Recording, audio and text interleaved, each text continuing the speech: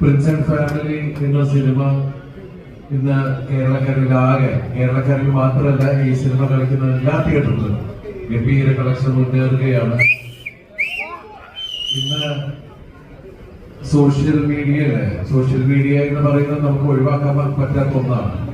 നമ്മൾ ഒരു ഫോട്ടോ എടുക്കാത്ത, നമ്മുടെ മൊബൈൽ ക്യാമറയിൽ ഫോട്ടോ എടുക്കാത്ത അല്ലെങ്കിൽ ഒരു റീല് ചെയ്യാത്ത ഒരു ദിവസമില്ല നമ്മുടെ ജീവിതത്തിൽ. അങ്ങനെയുള്ള സോഷ്യൽ മീഡിയയെ കുറിച്ചുള്ള ഒരു സിനിമയാണ്.